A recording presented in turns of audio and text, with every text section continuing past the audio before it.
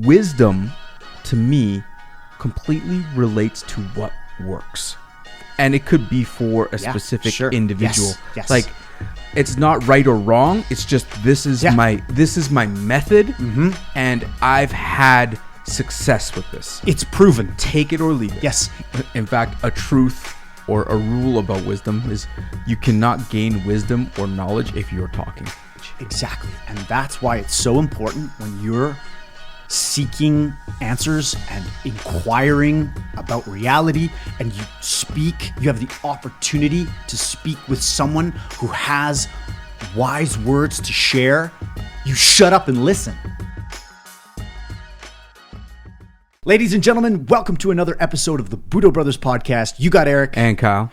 And I have been reflecting on some of our work, and I've realized that we are chasing wisdom in a lot of the content that we produce. We seek it out and we capture it, and then we share it with the world. And that got me thinking about wisdom and what it actually means and why it's valuable. And that's what I wanted to explore today. So what would you define wisdom as, Kyle?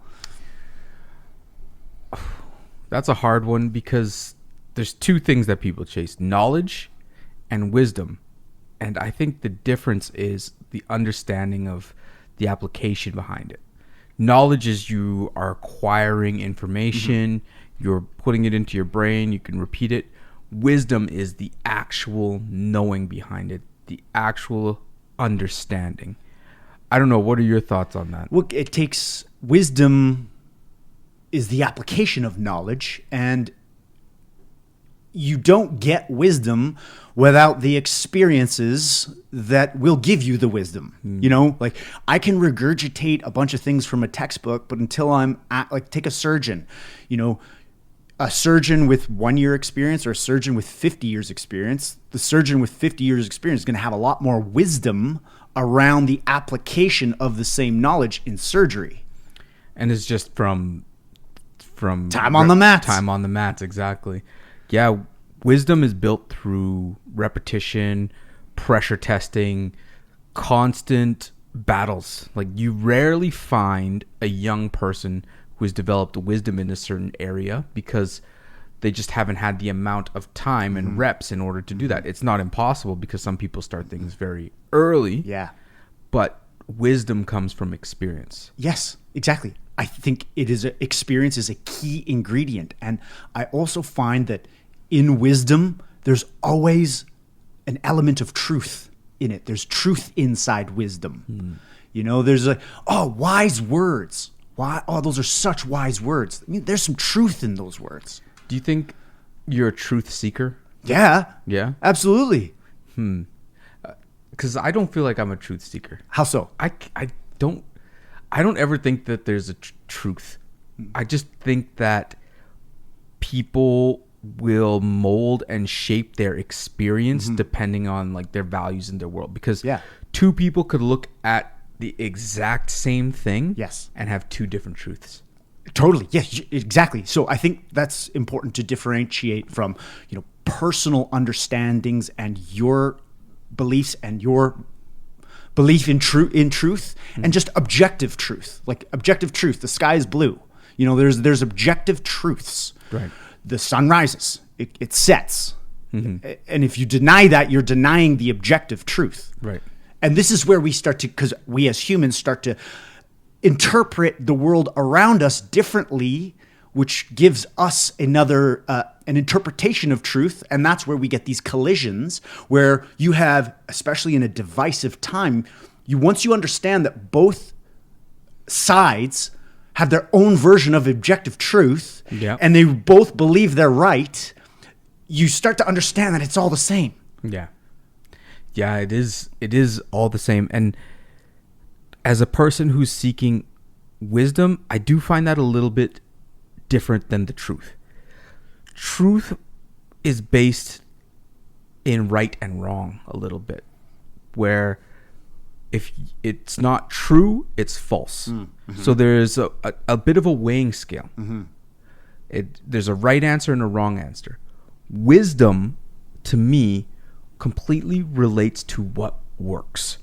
and it could be for a Yeah, specific sure. individual. Yes. Like, it's not right or wrong. It's just this is my method, and I've had success with this. It's proven. Take it or leave it. Yes, it's proven, and it's rooted in history. There is a track record of timeless principles that work. They're effective. They show up in ancient texts. They've been passed down from generation to generation. There's wisdom in it. And that wisdom, the application and learning that those wise words and applying it in your own life and then saying, holy, this does work, or hey, doesn't for me. It's like a 16-year-old male giving relationship advice to us. Like, it's just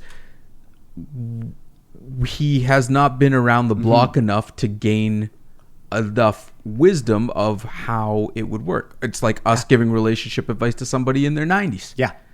We don't have enough wisdom of what it would be like to be that age. Exactly. And that's why it's so important when you're seeking answers and inquiring about reality, and you have the opportunity to speak with someone who has wise words to share.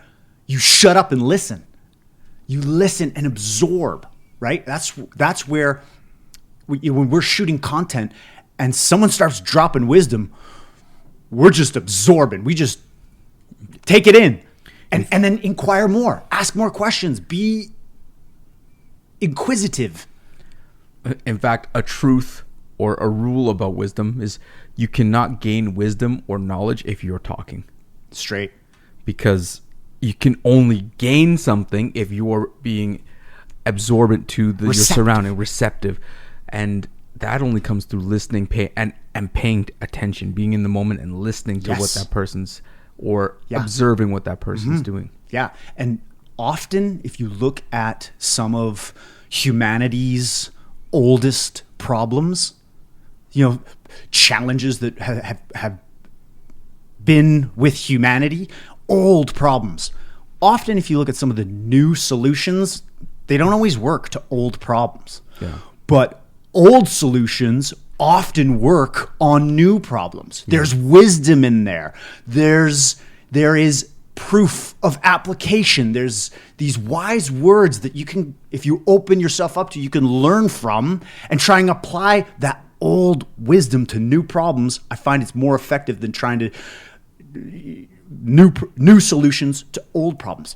Not saying that new solutions to old problems, that's just that there is effective new discoveries that crack codes. That's the ingenious nature of mankind. Innovation. Yeah. Innovation. You need it. It's the beautiful balance of both. It's taking that timeless wisdom and then adding in new innovations, things that haven't been done before. But that's that just striking that balance is where you can really start to solve some of these challenges. And because we get to be behind the lens, we are constantly in that absorption phase. We are learning, because what we're trying to do is to take that experience, distill it down, and then share the learnings, lessons, and principles with our viewers. Exactly. We just did a trip to Sacramento for the ProMac show, and we met a lot of advanced senior martial artists. What would you say is some of the biggest wisdom that you learned from the trip? Oh man, time on the mats and just working and getting the opportunity to converse with these masters who've dedicated their lives to the craft. One message that was super powerful that hit home for me was Chip Townsend. When he was just dropping wise words on purpose and finding your gifts and sharing it with the world. I feel like that's such a powerful message that we often just need to be reminded of. Yeah. So for me, that was it. What about you? For me, it showed me that people can be successful chasing their dreams. Nice. And the reason I say that is when you look at an industry like martial arts, you wouldn't look at it and necessarily think that you can make a living or do that. something that you maybe do as a hobby or teach on the side. But meeting a guy like Mike Swain, who is an Olympic judo champion and now the owner of Dollar Bar Mats, meeting Dave Kovar, who has an enormous amount of schools under him, and then the teachers and everybody who is part of this system that works, even the vendors and everything like that. There's a whole ecosystem that shows me that if you have a passion and you work towards it, you could become very successful in anything. And it's a vibrant ecosystem. Yeah. You know, the martial arts, there is a tide, and that's what the ProMat conference was titled, The Rising Tide. Yeah. You know, and what's so beautiful about a healthy, functioning ecosystem is willingness to collaborate, openness, which is this beautiful era that we're in, where everybody's open to learning, sharing. Hey, I've never tried that system. Wow, that's really good stuff. Hey, let's explore, let's mix, let's collaborate, let's do this. And the rising tide floats all boats. Yeah, and traditionally martial arts was built around secrets. Yes. Oh, Scrolls. I don't know how much of that is a marketing ploy. Like, oh, you can't get this secret skill. You'll have to come to 700 lessons before I give this to you. But it was this thing within the martial arts where you would keep all your good moves or your secrets for the more mature students and stuff behind closed doors. Yeah. I don't think wisdom is transferred as well through scarcity or closed off walls as it is through openness, collaboration. Because when you're collaborating, you have two different viewpoints, and if they can both build, the foundation of it becomes a lot stronger. Whereas if it's just, hidden off and sectioned off to a certain amount of people, it's a lot different. If you actually really think about it, every person, even though they may be inexperienced, their own lived experience will have some wisdom to it because they've lived a life. And some of the wisdom can be like, oh, that's a good thing not to do. Yeah. And that you can extract that they might not even be conscious of. So I feel like understanding that we all are wise in our own ways switches your receptivity to be able to inquire and learn from everyone around you. Yeah. And when you have that mindset, you'll grow so fast. And when you get good at seeing patterns and different archetypes, I don't know if that's the right word, different type of continuous things that people do. Not only does it let you learn and become more knowledgeable for the outward things you do, but it also helps you to learn more about yourself. Because you could see from an outside look about a pattern that a person is going through and be like, where in my life does that apply? And if you could look inward and apply that to you, it helps you get through, maybe, because we always talk about these circles or these loops or these levels that we're trapped in. It can help you get through that and grow. And one of the biggest things that I learned just from this ProMac trip was the value of what Budo Brothers does for martial artists. Because we are not teaching and we are completely outside of the instructor service-based industry, we have the unique ability to help people build and share their message. And the ones who can plug into that and meet our amazing community and get out there and share stories on the internet, we do very well with. And it grows, and not only does it serve them because they get more exposure, it serves us because our brand builds, but it serves the people because they pick up these lessons on the internet and they go train it, or they go seek out the right instructors or that instructor that they learned it from. And when you create these win-win-win situations, it's the most powerful work you can do. And a three-way value chain is so strong. A two-way value chain is just, hey, I serve you, I get, okay, it benefits you, benefits me. If you can have that triangle. One of the strongest shapes is a triangle. And you can find a beautiful three-way value exchange where everybody wins. Man, that's something special. And it's hard because as we get more knowledgeable, we realize it's about balance. No matter what in a three-way value chain, some people are going to benefit in certain ways. Everybody needs to succeed or have some success for it, and it needs to be in a balanced form. Yeah. Or else it's out of whack, right? If Yeah. some person's not feeling it's valuable and Yeah. another person's getting way too, it always self-implodes on itself. So learning to build those is just, it's a powerful part of business and life.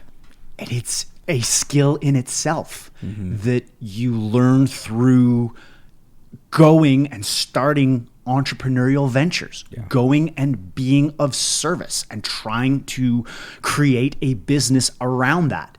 Every business is a service-based business. Yeah. You are serving someone. You know, you hear, we're not in the service industry. If you're in business, you're in the service industry, or else you won't be in business. It was a really powerful Instagram video I saw.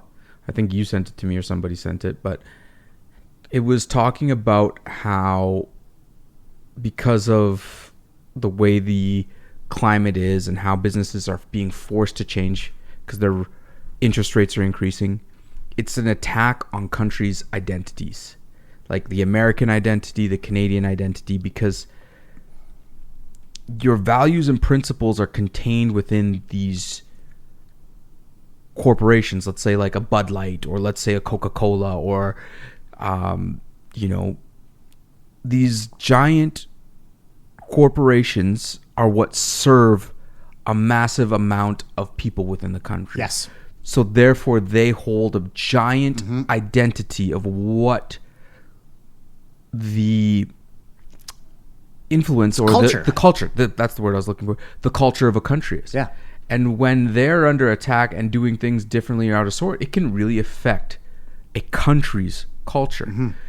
And it just shows you how powerful it is that you share your wisdom, your values, your principles in the form of things like art, entrepreneurship, teaching, speaking, because that is what builds culture. Yes. That is what builds a country. That is what builds a community.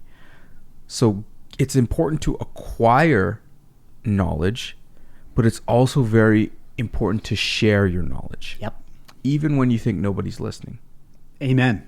And I'm calling it right now, all these big corporations that are getting further and further away from their customers will be the cause of their own destruction. And that dismantling of all these like big, just talking in general, we're going through an evolution, a change where these big, huge brands that are forgetting about some of their customers and the further away you are from your customer, the less service you provide, you will implode. And this is the rise of the indie brand, rise of all of these small artisan merchants, these crafts people, it is an emerging new trend that people that genuinely care about their customers, genuine care. One thing that I've learned in the journey that a lot of these big companies don't care. Yeah. They're after the dollars. They don't care. They don't care about you. And I'm talking genuinely. We genuinely care about our customers' experience with Budo Brothers. We want to make every experience exceptional. Yeah. So we actually care that our product shows up and gives you an incredible impression of quality, craftsmanship, and everything that we stand for. We actually care about that. And if we don't hit that mark, we make it right. Yeah. And so enter the rise of the smaller entrepreneur, the venturing, ambitious, smaller brands, smaller indie companies that are going to service an underserved market. As all these big companies that own such huge segments of the market, as soon as people start like, they don't care about me. This is stupid.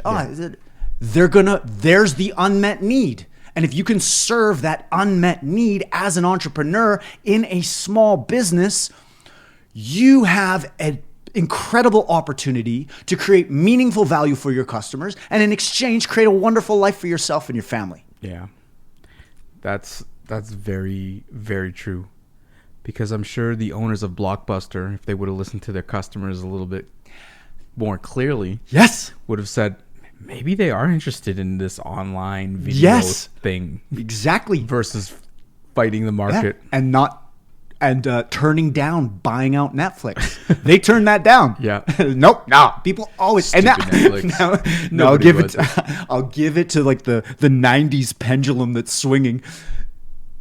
Have you seen the documentary on Blockbuster? Like the one remaining, dude. It's like it's so nostalgic, and we're longing for a time that was reminiscent of the 90s and that experience. And there's a searching for that those good vibes and those good times. And I think there's a huge opportunity to revive that in new ways.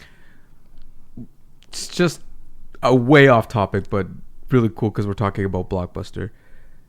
It's sad that it's not sad.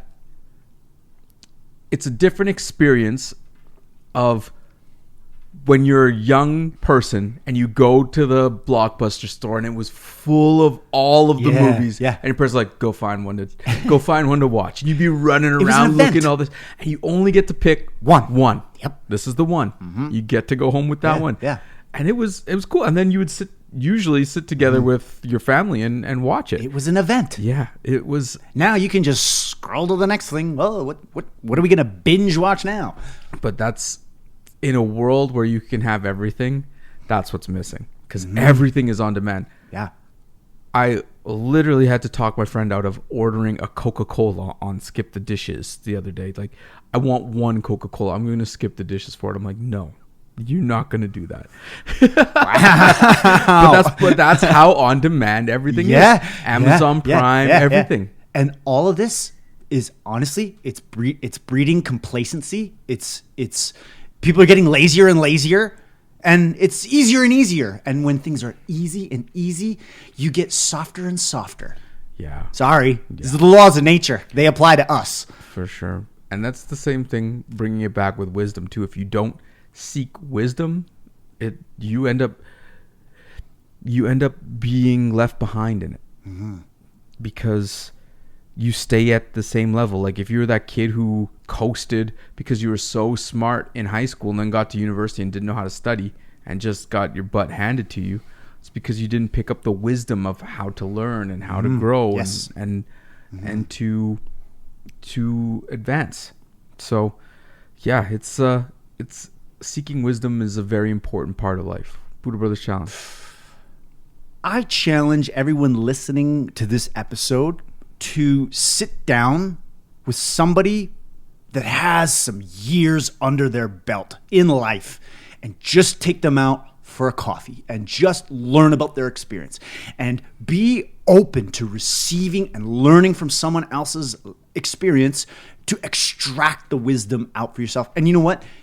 Just go out and have a great conversation with somebody that has a sensei, someone who has gone before, somebody that has done something that you are inspired by. And when you ask the questions, zip it up and listen. Love it. Get better at listening. That is the challenge. I love it. Let's leave it there. All right, till next week.